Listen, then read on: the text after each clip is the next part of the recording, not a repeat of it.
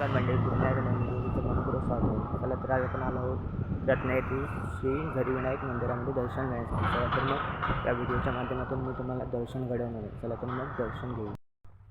मित्रांनो, या मंदिराचं नाव झरीविनायक असं का पडलं हे जाणून घेणं खूप रंजक आहे.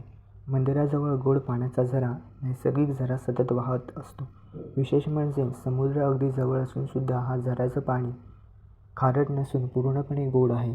हा झरा वर्षानुवर्ष अखंड वाहत असल्यामुळे या गणपतीला झरीविनायक असं नाव मिळालं. हा झरा म्हणजे निसर्गाचा अद्भुत चमत्कारच आहे.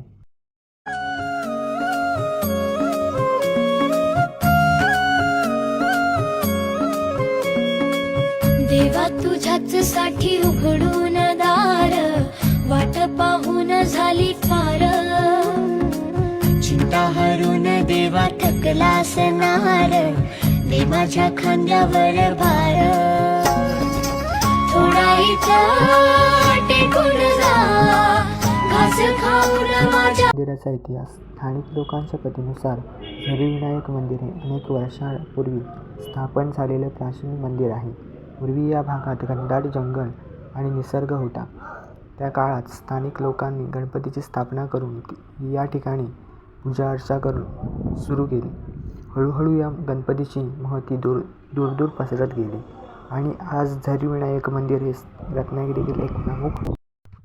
झरीविनायक मंदिर रत्नागिरी येथील हा पवित्र तलाव भाविकांचे विशेष आकर्षक आहे.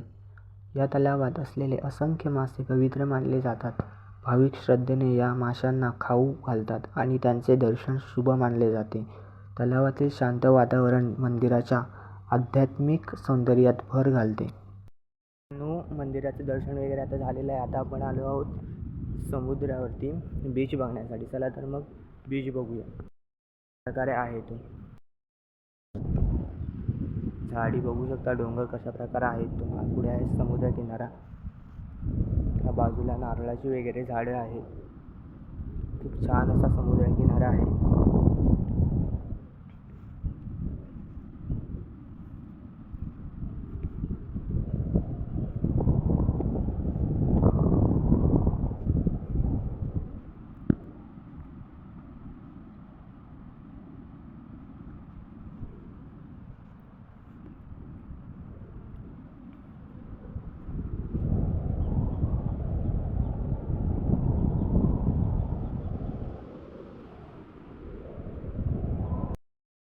हे आहे सुरूचं बन.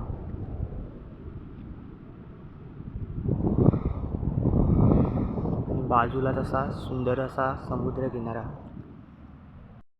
मित्रांनो, आजचा हा तुम्हाला व्हिडिओ कसा वाटला हा कमेंट करून नक्की सांगा. व्हिडिओ आवडल्यास व्हिडिओला लाईक शेअर कमेंट करायला विसरू नका.